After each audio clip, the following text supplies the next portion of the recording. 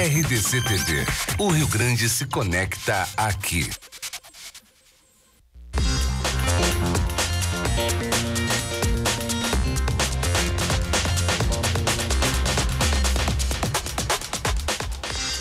Olá, bom dia! Rio Grande em movimento, está no ar, meio-dia em ponto.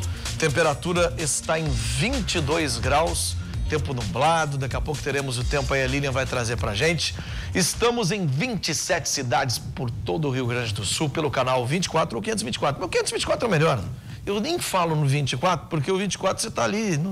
O 524 você vai pegar a qualidade da RDC TV, o Rio Grande se conecta aqui. E claro, quem não tem a net em casa, você vai dizer lá para a pessoa, não tem net, está muito legal a programação. Você coloca no Facebook, facebook.com/RDC TV Digital. Aí você vai nos pegar em todo mundo, na Inglaterra, na Alemanha, em Ivoti, que não tem também net, né? Vocês estão alegres, ô Claudião? Tá alegre? Antoninho tá alegre? Tá tudo legal? Tá tudo bem? Então tá tudo bem. Então se vocês estão bem, minha equipe tá bem, nós vamos embora. Olha só, hoje aqui no Rio Grande Movimento, eleições 2018, qual a influência no bolso do cidadão? Olha, às vezes fica variando aí o dólar e tudo mais, vamos falar sobre isso também. No quadro saúde, vamos falar sobre tuberculose, as formas de contágio, o tratamento mais adequado. Além de muita informação e, claro, me roda a vinheta do Profeta. Roda a vinheta do Ribeiro Neto aí. Ribeiro Neto e as verdades da bola. Oferecimento Trilegal. Sua vida muito mais Trilegal. Eu precisaria agora de uma música assim bombástica para anunciar o Profeta, porque você profetizou que o Michel estaria no time, que o Renato jogaria com aquele time e o Michel foi o cara do jogo no momento certo. Bom dia, tudo bem? Olha, Forcolim, eu até vou dizer assim, eu vou te agradecer de uma outra forma. É muito difícil que um colega de esportes, especialmente, né, faça esse reconhecimento. Muito obrigado, cara, pela tua humildade, cara. Mas por que não? Não, porque senão os outros dizem que é chute, né? Primeiro que eu não sou teu colega de esportes, porque eu não entendo quase nada, sou torcedor. Eu tô chutando há 32 anos. Nós somos colegas de jornalismo, então assim, cara, o que você diz pra mim ali que eu só digo as verdades. Parabéns ao Grêmio, né? Parabéns ao Grêmio. Baita resultado, épico, né? O Grêmio realmente... Eu ouvi o hino do Grêmio, era hino do Grêmio isso aí? Mas pode botar, eu acho que merece. Tem que botar. Só que aí é o seguinte, né? Quando o Inter ganhar, se tá excitado assim pro Grêmio, entendeu? Olha aqui, ó. Não, mas tem que botar. Nós vamos repercutir a grande vitória do Grêmio, a baita de uma vitória feita com a mão tática, jogou como tinha que jogar, especialmente pelas ausências que tinha. O presidente Medeiros está se candidatando à reeleição do Internacional, o Inter já se preparando para o jogo contra o Vasco da Gama, hoje tem Palmeiras e Boca, enfim, tudo isso daqui a pouco aqui na Câmara da Verdade. Verdades, as verdades você sabe com quem é, né? Ribeiro Neto. E é mesmo as verdades, porque se não fosse um conceito, seria ação. E como as verdades da bola é um conceito, é singular. Tem a Saulinha depois aí, João. Tchau pra vocês. Vamos para a redação. Lilian Abelim, bom dia.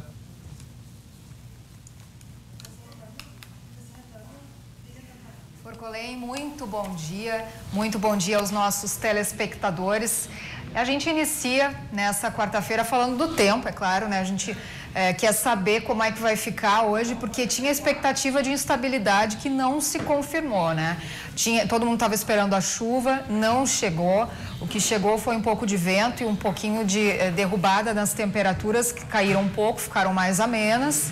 Porém, não chegou a chuva por aqui, a gente amanheceu com o tempo nublado. O sol aparece aí bem pouquinho entre nuvens, de vez em quando, e deve seguir assim durante o dia, com o tempo predominantemente nublado aqui e na região. Vamos dar uma olhada como é que ficam então os termômetros, as temperaturas para hoje. Aqui na região metropolitana, a gente tem uma variação menor das temperaturas, deve ficar aqui como na capital gaúcha, com bastante nebulosidade.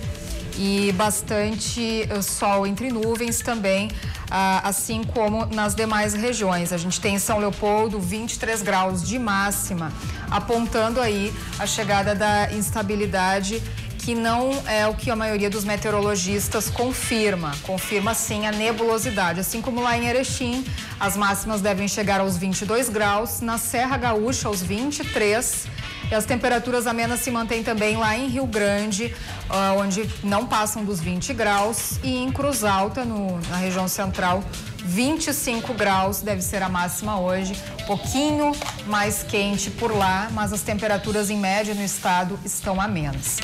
E a primeira notícia que a gente traz aqui é do caso da jovem da suástica, né, Forcolim, que a gente até falou há algumas semanas, bastante polêmico e que tomou uma dimensão nacional esse caso, inclusive devido aos comentários do delegado Paulo Jardim. Então, o IGP, o Instituto Geral de Perícias, concluiu o trabalho de apuração das lesões dessa jovem de 19 anos. Ela teve o corpo marcado por um objeto cortante ali na Cidade Baixa, no dia 8 desse mês. E o que a perícia sugere é que os traços teriam sido provocados pela vítima com o consentimento dela, ou então com a colaboração, ou ainda contra a vontade dela, né? Que ela não teria esboçado reação, segundo foi avaliado aí. A gente tem, inclusive, uma foto que eu vou mostrar, a gente vai mostrar daqui a pouco, já estamos vendo, né?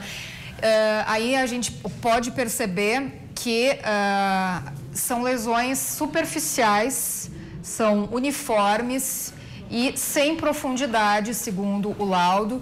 Portanto, isso são indícios de que não houve reação por parte dela. A polícia segue investigando esse fato para comprovar a autoria. Eu acho que a gente tem a reportagem que esteve lá no local. Será que está pronto para a gente rodar aí?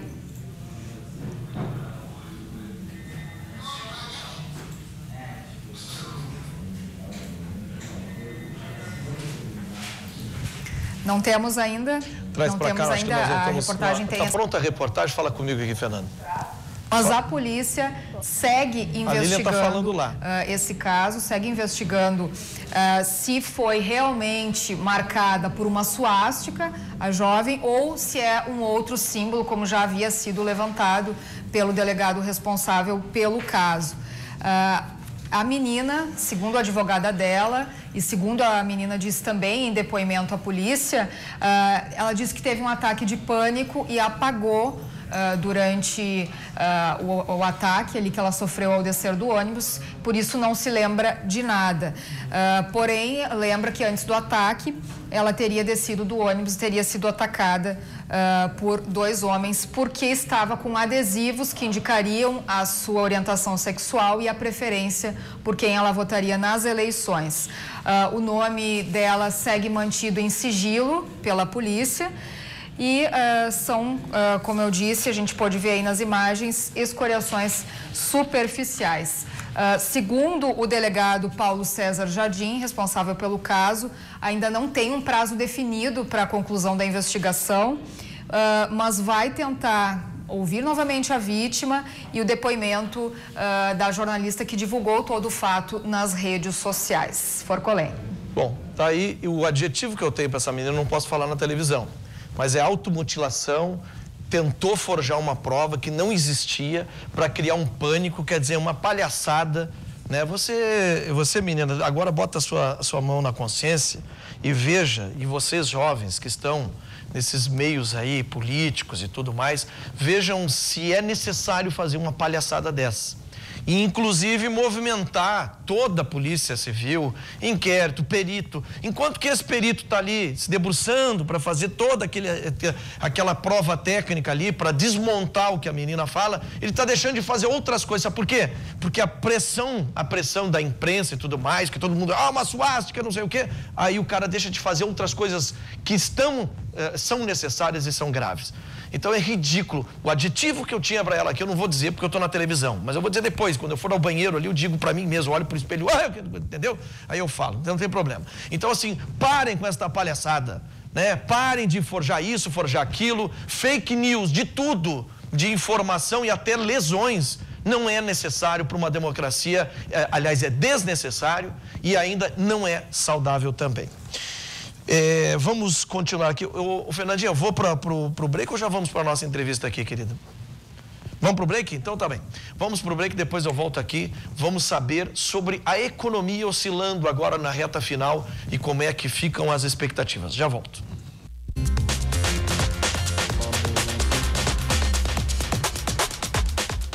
Muito bem, estamos de volta aqui no Rio Grande Movimento e agora entrando no caso da menina que foi achada morta, né?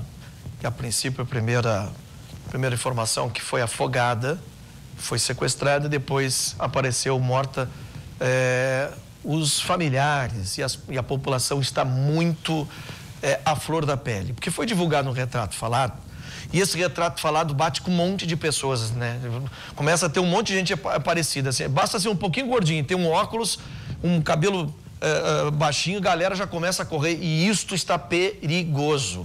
Aí ontem tinha uma informação que na delegacia na Zona Norte estaria um elemento preso lá e que a polícia estaria mantendo e a galera ficou em volta da delegacia, né?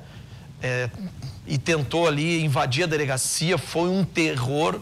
Um policial civil teve que dar um tiro para cima, na Zona Norte, onde é que foi, Fernandinha?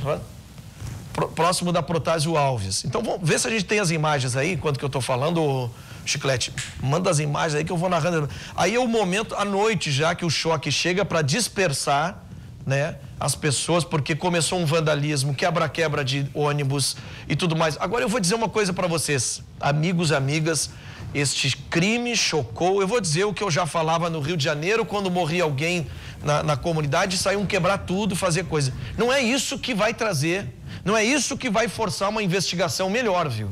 A Polícia Civil tem 2 delegadas em cima do caso, as delegadas são mães, estão tão preocupadas quanto todos nós. Esses policiais que têm que depois fazer a varredura, porque não se pode a ordem pública ser tomada por vandalismo, então a ordem pública tem que ser restabelecida e o choque, a polícia de choque só sai do quartel com esses escudos, com bomba de gás, com bomba de efeito moral, com cacetetes, quando o distúrbio está fora de controle. Então eles não vão ali porque o pessoal é da Zona Norte, porque o pessoal é de comunidade. Veja o ônibus aí, agora você está vendo a imagem do ônibus todo quebrado. O que adianta isso? 2 ônibus apedrejados. Me diz o que vai trazer isso? Sabe o que vai trazer? A empresa não manda mais o ônibus até certo horário, vai cortar o ônibus porque não vai deixar o ônibus ser depredado. E as pessoas de bem, todas, ficam sem transporte público. Isso foi na Protásio, lá em cima, perto de onde? Na Manuel Elias, no Rubem Berto. Olha só, para que isso? O que isso melhora? Olha quando eles estavam aglomerados ali, ó. Gente com facão na mão, com pau na mão, uma mulher com facão na mão. Aí passa a viatura da brigada, é hostilizada. Aí o brigadiano diz assim, ó, nós estamos tão revoltados quanto vocês, eu não estou entendendo. Porque quem veste a farda e está nas viaturas também são filhos, são pais, são mães, que também se chocaram com o assunto. Que também querem botar a mão nesse vagabundo dentro da lei. Quem é que fez isso? Olha lá, o brigadiano está falando ali. Eu não estou entendendo vocês. Nós também estamos revoltados. E aí na frente da delegacia. Bom, sabe como é que terminou aí esse tumulto, a delegacia? A polícia foi conversar e aceitou que 2 pessoas, que fossem representantes da comissão, entrassem na delegacia para ver que não tinha ninguém preso com aquela informação que tinha. Então, assim, atenção, pessoal. Todos nós, gaúchos e até brasileiros, estamos chocados com o que aconteceu e nos revolta muito. Agora, vamos botar a mão na cabeça, vamos respirar e nós não vamos fazer a justiça com as próprias mãos. E tem mais imagens aí, porque senão a gente vai rodar a imagem o dia inteiro. Mas tem mais imagens de eles correndo atrás de um cara. O cara abandonou o carro porque era parecido com a criatura, gente. Imagina se pegam esse rapaz. Aí vai acontecer que nem aconteceu em São Paulo, morreram 2 lá por causa desses retratos falados, né? Mataram uma mulher que disse que sequestrava criança, que a mulher tinha problemas mentais e ela não tinha nada a ver com o negócio, mataram a pauladas. 7 pessoas foram indiciadas e foram condenadas lá em São Paulo. E outro rapaz também por suspeita de ser um ladrão lá. Então, gente, calma. Se vê alguém suspeito, se conhece alguém suspeito do retrato falado, ligue para a Polícia Civil. Informe a Polícia Civil. Olha, tem um cara que tem um carro vermelho, as características, usa óculos, é um pouquinho cheinho no rosto, tem o cabelo baixinho, desbastadinho. Agora, pô, vai reunir uma galera e sair correndo e sair pegando o cara? Então, calma, pessoal, vamos respirar. Eu sei que as coisas, a gente se revolta, sabe, no popular, se desse para pegar esse cara, meu Deus do céu, mas é justiça que tem que fazer com ele, justiça é com polícia, com inquérito policial. Vamos trocar de assunto, então.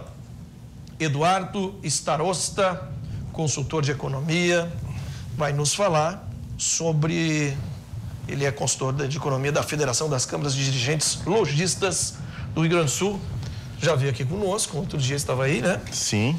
E agora, meu amigo, segundo turno, reta final das eleições, qual a influência na economia e o que mudou do primeiro turno para cá, tanto para governador quanto para presidente? Olha, a mudança mais substancial, primeiro, saudações a todos os telespectadores, em nome da FCDL, mas a mudança mais fundamental, tanto para o governo do Estado como para as eleições federais, é que as alternativas se afunilaram.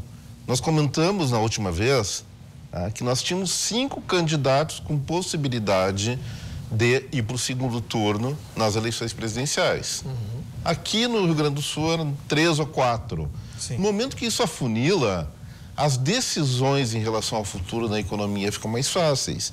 E aí eu falaria para o telespectador, tudo bem, nós vamos ver lá no mercado, falamos do mercado, mercado de ações e mercado do dólar, a moeda, as ações oscilando ao som de notícias de curtíssimo prazo, isso praticamente não tem nada a ver com o nosso futuro. Isso simplesmente são espasmos, especulativos. O que nós gostaríamos, o que é importante ver nesse momento? Tanto um como o outro candidato, em primeiro lugar, eles não vão dar aquele famoso cavalo de pau na economia, porque eles são apenas um dos 3 poderes. Tá, mas tem uma coisa aí agora afunilou muito entre a esquerda e a direita. Sim.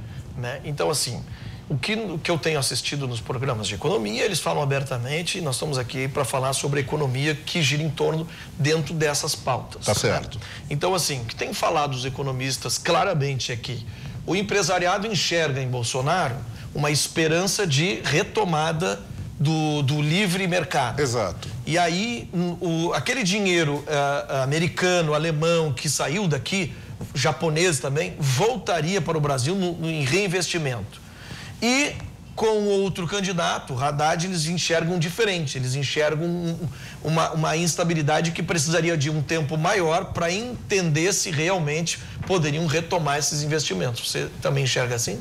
Eu enxergo assim, eu enxergo que tanto um como o outro candidato, eles vão ter que dar posições, vão ter que dar pronunciamentos muito contundentes para justificar uma confiança que vai ser depositada neles. Mesmo, vou falar, Bolsonaro, ele já tem um discurso mais claro a favor da livre iniciativa. O Haddad, até pelo público eleitoral dele, ele já vê outra vertente. Ele continua vendo o Estado paternalista. Né? Estado paternalista. O outro diz que vai privatizar mais, inclusive anunciou até a privatização dos Correios. Sim, mas o próprio Haddad, quando, vamos dizer, se ele se eleger presidente, ele vai ter que flexibilizar isso aí. Por quê? Porque o Brasil, as contas públicas brasileiras estão penduradas no investimento especulativo externo.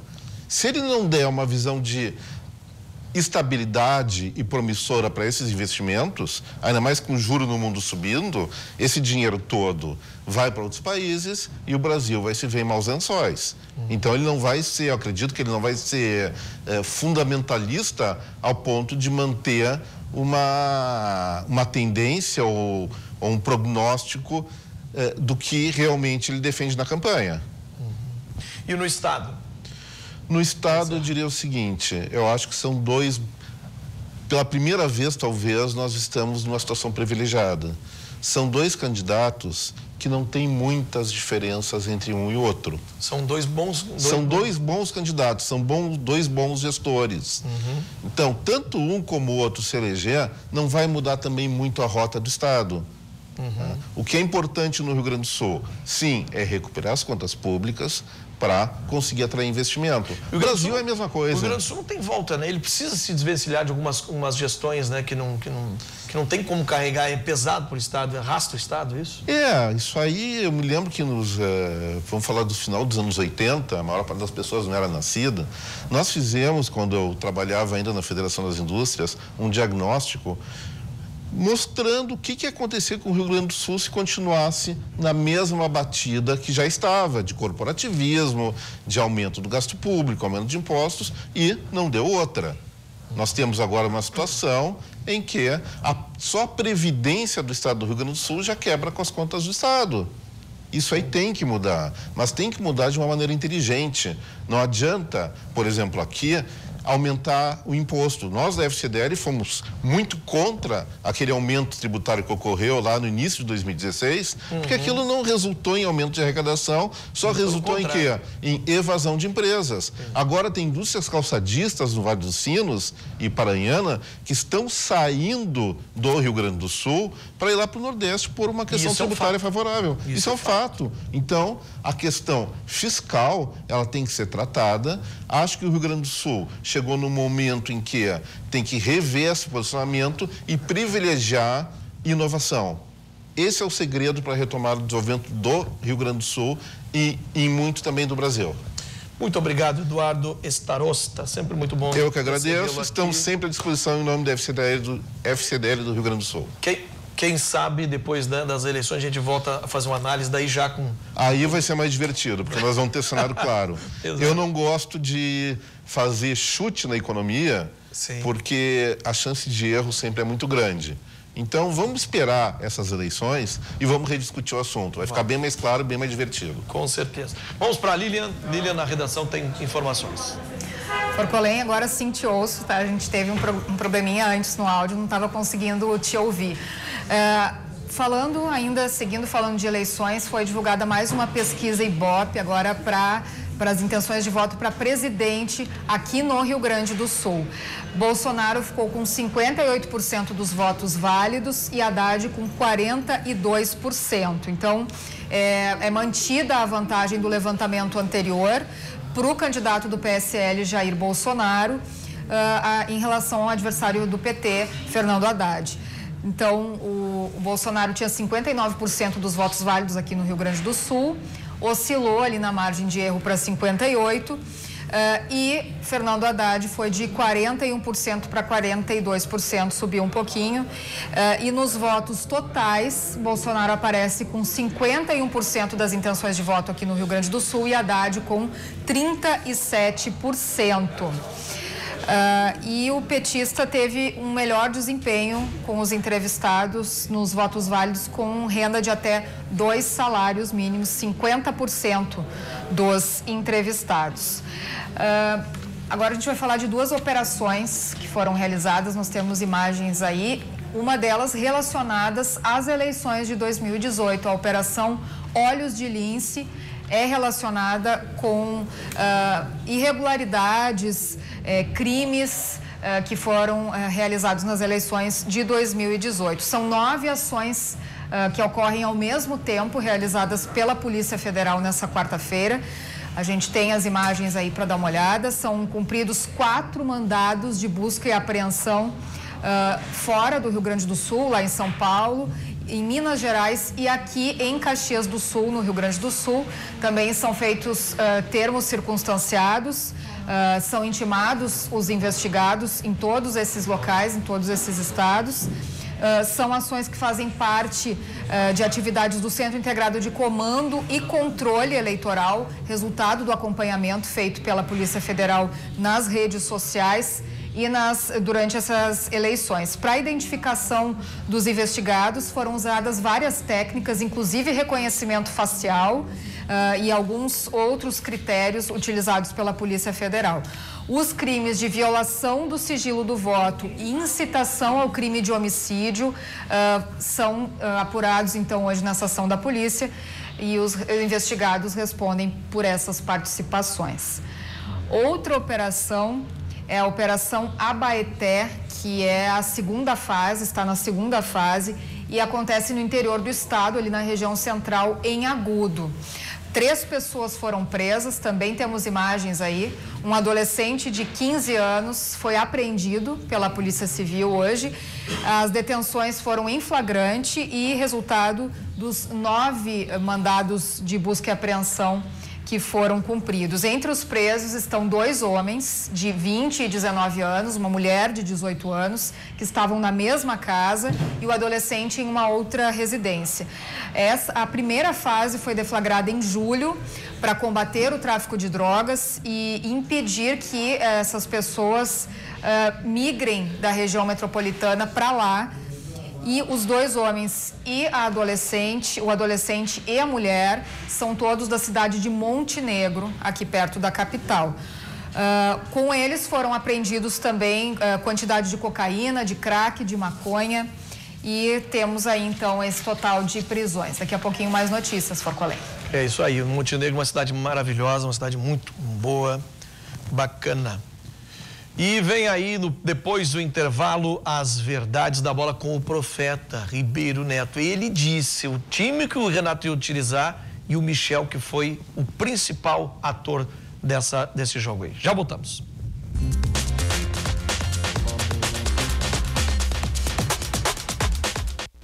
Ribeiro Neto e as verdades da bola. Oferecimento Trilegal. Sua vida muito mais Trilegal. E põe Trilegal nisso, né? Essa semana no Trilegal um prêmio de 20 mil reais. Tem outro prêmio de 50 mil reais. E tá chovendo tanto na tua horta com o Trilegal essa semana que o prêmio principal, 100 mil reais. Este é o Trilegal, que ainda vai com o certificado da PAI. Você ajuda, né, aos pais e filhos excepcionais e pais e mestres excepcionais.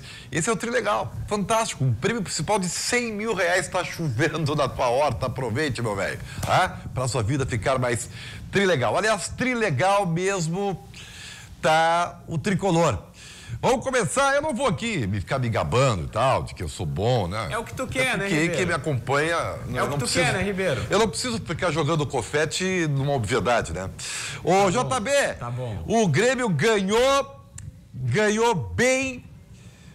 E agora me conta essa história, como é que foi? Tá, Ribeiro, tu queres ficar se gabando, dizendo, olha, eu acertei a escalação, eu disse qual vai ser o time, que o Michel acertou, Ribeiro, parabéns, palmas pra ti. O Ribeiro disse que ele colocaria o Michel, faria uma trinca porque o bruxo Cícero não sairia, e não saiu mesmo. Fato é que o Grêmio ganhou 1-0, um jogaço ontem na Argentina, 64 mil torcedores, 3 mil gremistas que fizeram a festa em vários momentos, deu pra ouvir a torcida do Grêmio, entre outras coisas, Ribeiro. O que a gente tem que passar é o seguinte: o Renato admitiu que o Grêmio mudou um pouquinho o jeito de jogar, mas era necessário porque não tinha 2 jogadores fundamentais. Mas a gente vai acompanhar toda a história da partida a partir de agora na reportagem do repórter Guilherme Paz. Esta imagem que você está vendo mudou a história do jogo de River e Grêmio na noite de ontem e pode colocar o Grêmio em mais uma final de Libertadores da América. Mas algumas coisas aconteceram antes disso. Esse time já estava na minha cabeça desde o jogo contra o América, tanto é que o Michel tá aqui. No segundo tempo falei para ele, perguntei como é que ele estava, se ele estava se comportando, se sentindo bem o jogo contra o América no segundo tempo. E ele falou que estava muito bem. Eu falei porque eu já estou pensando em você na próxima terça-feira lá contra o River. Então, se você estiver cansado, estiver sentindo as pernas pesadas, você me fala que eu te tiro, porque você vai jogar na próxima terça-feira. Acho que a gente tem que estar preparado para quando a oportunidade aparecer, como ele fala, tá aqui a camisa, agora vai lá e mostra. Sem Luan machucado, Renato optou por Michel e admitiu que mudou o jeito do Grêmio jogar. No primeiro tempo, após boa jogada de Alisson, Cícero arriscou de fora da área para boa defesa de Armani. Palácios também arriscou de longe e Marcelo Groy mandou para escanteio.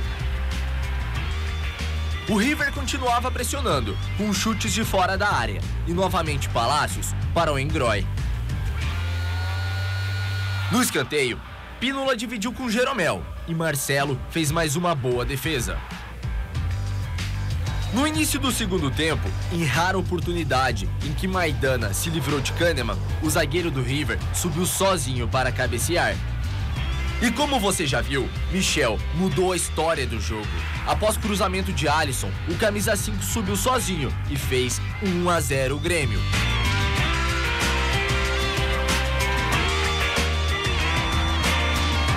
E o jogo acaba assim, 1-0 o Grêmio. Com uma vitória na Argentina, o time acaba com uma série de invencibilidade de quase um ano do River Plate em casa. A partida de volta é na próxima terça-feira na Arena, e o empate coloca o Grêmio novamente na final da Libertadores. Eu acho que nós somos coroados, né? Pelo que nós jogamos hoje aqui com o gol do Michel, onde nos dá uma pequena vantagem, mas uma pequena vantagem é sempre muito importante, se tratando de Libertadores. Hoje nós jogamos aqui contra o River e praticamente contra umas 60, 65 mil pessoas, né? Lá nós vamos ter a nossa arena lotada com a torcida do Grêmio. Vamos saber valorizar bem a partida que nós fizemos aqui. Já falei para os jogadores e não custa nada falar para vocês que alguém já vai me perguntar se o Grêmio está na próxima fase. Não, o Grêmio não está na outra fase. Temos um jogo muito difícil, mais 90 minutos para jogarmos contra o River lá em Porto Alegre. Mas não devemos menosprezar, né? Esse é o resultado nosso hoje aqui na Argentina. Tá aí, Ribeiro Neto. Que vitória do tricolor ontem na Argentina contra o River Plate, hein? É verdade. Atrás de você está o nosso Rogério Amaral aí, que daqui a pouco vai estar comandando o Virando o Jogo. E eu vou dizer para vocês assim, o que o Renato falou na finaneira aí da reportagem é a mais pura realidade. E é óbvio que eu não vou chegar aqui hoje de manhã e dizer para o torcedor gremista, não, diminui a tua felicidade, diminui a tua esperança. Não vou fazer isso. Só que como aqui, eu digo, a gente tem que falar as verdades, é o seguinte, ó. O River Plate é uma equipe que já, no seu histórico recente, é só você pegar aí, né? O Cruzeiro é a grande prova disso, né? O River Plate já jogou mal e perdeu em casa e virou fora. Então, que o Renato tem esse discurso, mas que também os jogadores tenham esse sentimento bem focado. Porque não adianta só falar, se não colar nos jogadores isso, o Grêmio vai entrar aqui e pode sofrer uma surpresa desagradável. Como aconteceu com o Inter em 89, numa Libertadores da América, onde tinha vencido o Olímpia no Paraguai por 1-0 e depois tomou 3-2 e foi derrotado nos pênaltis. Então o Grêmio tem que ir focado. Tá? Lembra que o Grêmio fez 3 no Barcelona de Guayaquil e perdeu o jogo aqui. Tinha uma grande vantagem, beleza. Mas foi isso que passou. Então, não está decidido, não está nem perto de estar decidido. Mas é uma vantagem significativa? Óbvio, né? É óbvio que é uma grande vantagem. Mas fico na margem de erro, para usar uma expressão do momento. Tem 90 minutos e muitos, muito duros ainda pela frente. Agora, e mais do que isso, além de não saber se o Luan e o Everton podem retornar, o Kahneman... Bressan está inscrito na Libertadores ou claro JB? Que tá, né, Ribeiro Neto? Claro que tá. Vai ser o Kahneman levou o terceiro cartão amarelo. O Michel não pode jogar de zagueiro? Não vai jogar de zagueiro. Não? O Bressan vai jogar ao lado do Jeromel. Ontem até quem ficou na zaga, na reserva, foi o Paulo Miranda. Mas o Paulo Miranda joga mais pela direita, o Bressan mais pela esquerda. Que medo. Com todo respeito, é óbvio, né? Tá bem. O Grêmio tá vindo aí, que mais que temos de informação? Chega hoje às 4h, sai por um portão lateral, portão 8 do aeroporto Salgado Filho, para aquele torcedor que porventura quiser recepcionar a delegação gremista. Ribeiro, uma situação importante, tá?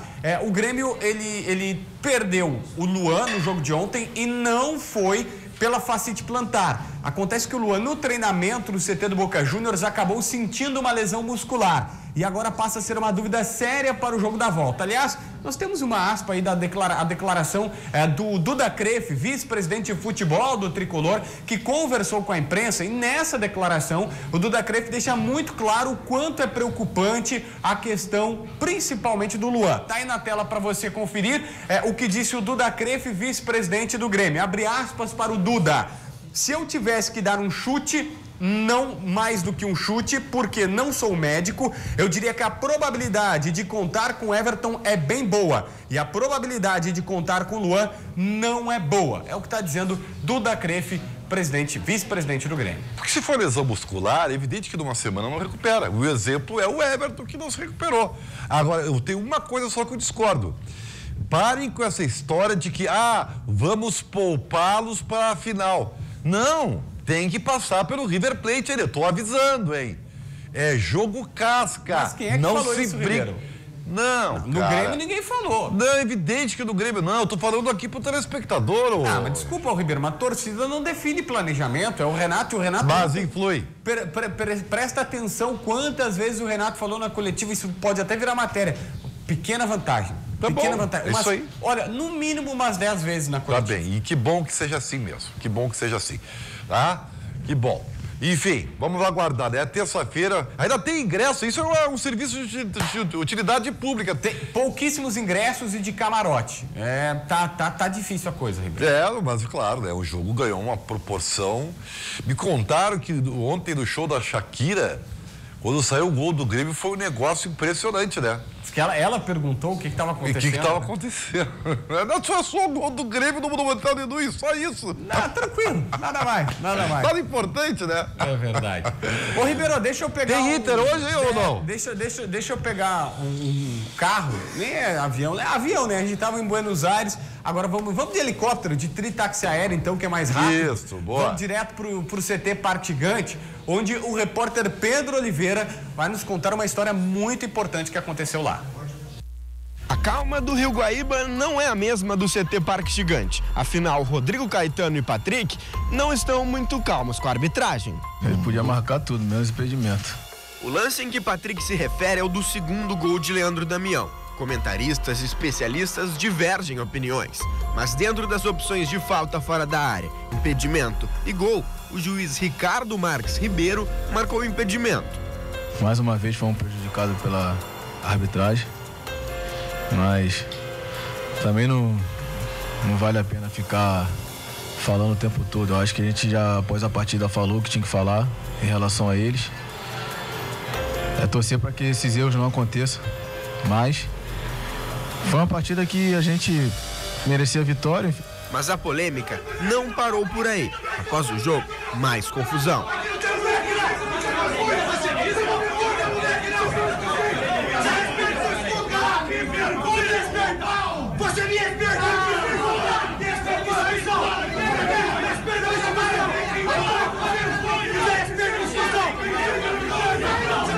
Ricardo botou na súmula da partida. Rodrigo Caetano, em tom agressivo, proferiu as seguintes frases: "Vocês vão parar por quê?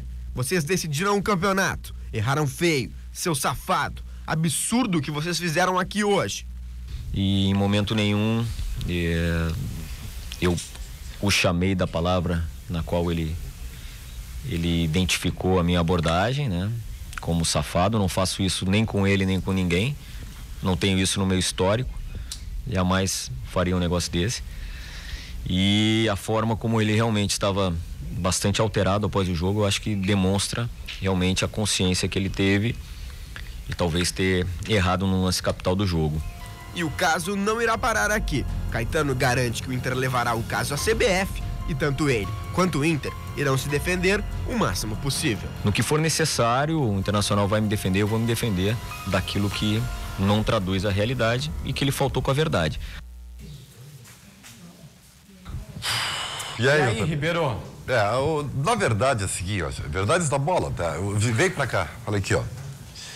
Tudo isso, mas não é nada, tá? Vai dar uma gritaria pra cá, uma gritaria pra lá.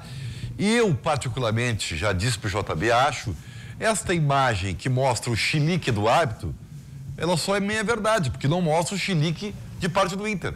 Então, como prova, né? Em qualquer coisa, sabe? Ela é parcial. Então, não vale. Né?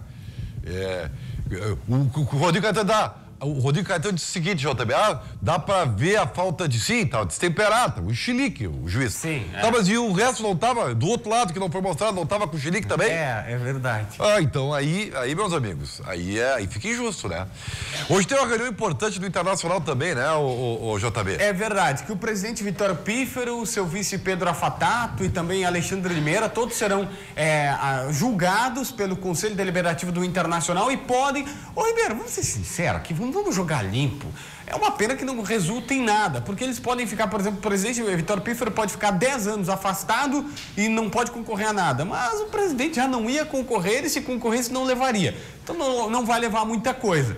O Alexandre Limeira, hoje ex-diretor de administração, vice-presidente de administração do Internacional, apresentou sua defesa, mostra e tem provas na sua visão que ele não roubou do Internacional, que ele usava o cartão do clube e eram gastos até elevados de 500, 600, 700 reais em alguns restaurantes de Porto Alegre, mas porque ele pagava o almoço dos dirigentes em reuniões, em situações. Não são valores tão vultuosos na defesa do Alexandre Limeira, ex-vice-presidente. Já o presidente Vitor Pífero e também o seu ex-vice Pedro Afatato não se manifestaram. A tendência é que o circo pegue fogo hoje no Conselho. E até o Rogério Amaral deu a informação em primeira mão aí no Virando o Jogo, né? A gestão passada vai processar aí, né? Já que foi comprovado que os e-mails, né, JB, de troca de informações da CBF sobre o caso Vitor Ramos eram verdadeiros. Né? Eu recebi essa informação e o Giovanni Gazen, na realidade, é quem vai fazer isso em nome pessoal. O próprio Giovanni Gazen, ex-vice-presidente jurídico do Internacional e que foi o cara que começou essa ação, ele vai entrar para ser ressarcido moralmente dessa situação. Tem que ser feito.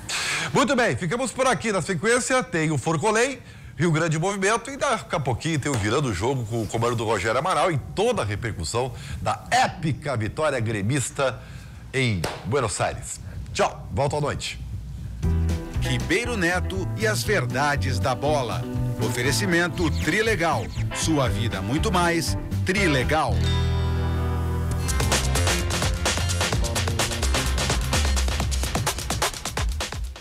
Faltando 12 minutos para 1, Rio Grande Movimento está de volta, 22 graus é a temperatura. Vamos falar agora sobre envelhecimento com qualidade com o doutor Eduardo Garcia, pneumologista e também geriatra.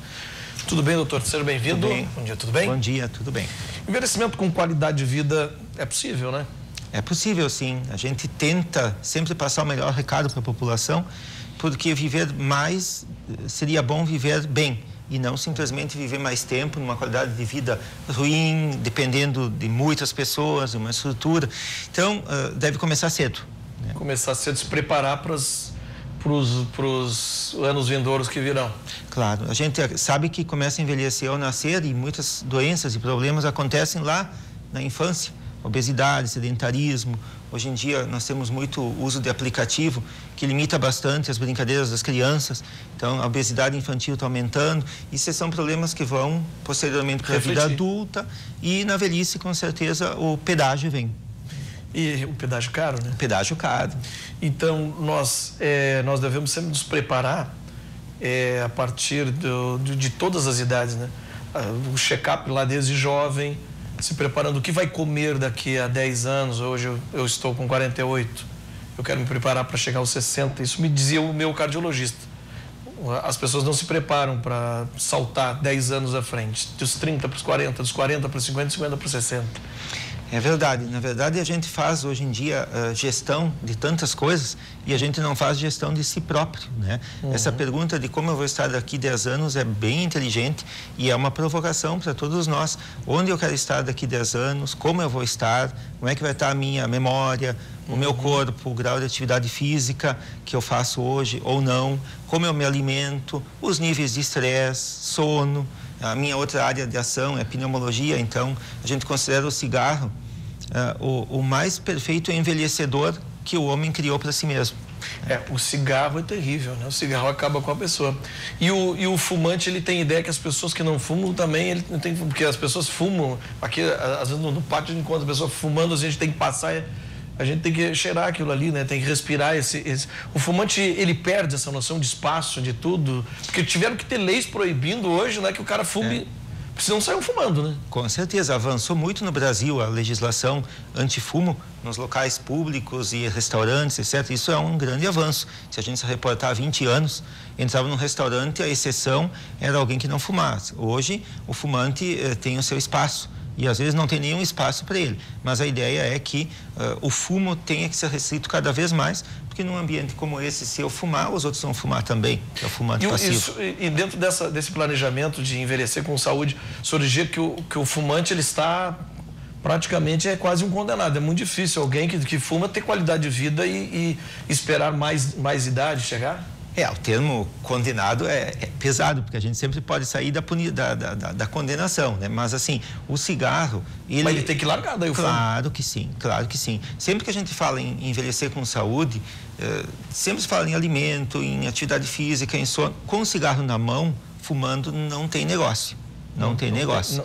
O corpo não negocia com isso? Não, né? Ele anula todos os efeitos, ele deposita toxinas no pulmão, ele dá enfisema, bronquite, câncer, envelhece outros órgãos também. A gente sabe, eu tenho um caso bem interessante de 2 gêmeas univitelinas na casa dos 60 anos. Uma fumava e a outra não fumava. E elas vinham na consulta e não precisava dizer nada. Uma parecia ter 80, a outra parecia ter 55 ou 60. E, obviamente, a que fumava parecia ter pelo menos 10 ou 15 anos mais. Doutor, para encerrar, esse pessoal que é vegano hoje, que adquiriu essa maneira de se alimentar e tudo, não há uma preocupação de perder a proteína animal? A proteína animal, ela pode ser substituída efetivamente? O corpo aceita isso? Como é que fica isso no decorrer do tempo? Na verdade, assim, tem muita discussão em cima de todas as novas dietas. Vamos incluir também, via vegana não é só uma dieta, é um estilo de vida. É admirável, porque faz uma sequência de seleções muito boas, né, na escolha alimentar. Porém, há que ter muito cuidado. A preocupação que eu tenho em relação a muitos veganos é que não há uma atenção sobre a reposição da proteína animal. Simplesmente eu decidi ser vegano a partir de amanhã e não levo em conta muitas das restrições que eu vou ter pela falta de proteína animal. Então tem que ter um cuidado e um acompanhamento com o nutricionista, caso deseje fazer isso. Sábado tem palestra às 10 da manhã no Conselho Regional de Medicina, na Vida Princesa Isabel, número 921. O senhor estará lá também? Sim. Sim, vamos falar sobre geriatria hoje e amanhã. Legal. Então, muito obrigado, doutor, por senhor ter vindo aqui, nos esclarecer. Sempre é bom dar uma dica, né, para o telespectador, está nos olhando daqui a pouco. Bem. Quem sabe nós não mudamos um fumante, doutor? Se a gente convencer um fumante, ganhei o dia. Ganhamos o dia, né? Muito obrigado. Obrigado. Vamos para a redação, a Lilian Abelim. Forcolém, Tribunal de Justiça do Rio Grande do Sul negou um pedido da defesa e manteve a prisão preventiva daquele advogado acusado de envolvimento com a facção criminosa que tentaria matar um juiz aqui em Porto Alegre. Anderson Figueira da Rosa, que é réu por envolvimento nessa tentativa, nesse planejamento, né, do tentativa de assassinato, está preso desde o dia 15 de outubro, que é quando ele teve a prisão decretada pela Justiça. Ele que é apontado como líder daquela célula jurídica ali da organização criminosa, né? Os outros 2 advogados que também se chamam Anderson estão envolvidos, mas quem passava as informações sobre a rotina do juiz, inclusive, era o Anderson da Rosa. O outro advogado, que é o Anderson da Cruz, também réu, foi solto na última sexta-feira, porque, segundo a Justiça, ele não teria atuado diretamente com o grupo. E o terceiro advogado, que também é réu, Anderson Rembowski, está com a prisão decretada, mas está foragido, a polícia ainda o procura. E a defesa dele não se manifestou a respeito disso. Lembrando que um dos alvos da operação seria o juiz Felipe Neuque de Oliveira, que tinha mais de 60 casos aí na justiça em que ele era responsável, envolvendo essa facção criminosa, a facção dos bala na cara. E ele diz que tem vivido uma rotina, como a gente já falou aqui algumas semanas atrás, muito limitada, como se eles tivessem um regime semiaberto, né, devido à proteção policial que foi necessária para que ele ficasse conseguindo trabalhar com tranquilidade. Eu me despeço por aqui, Forcolém, amanhã mais notícias. Um bom dia. Obrigado, Lilian. Também vou me despedindo. Agora ver o que tem contra esse advogado é tão forte que a preventiva não caiu. E o outro tá foragido e o outro vai responder por enquanto em liberdade. Vem aí o Virando o Jogo, tô indo pra lá também. Rogério Amaral e equipe. E amanhã, meio-dia, Rio Grande Movimento. Estamos de volta. Tchau, obrigado.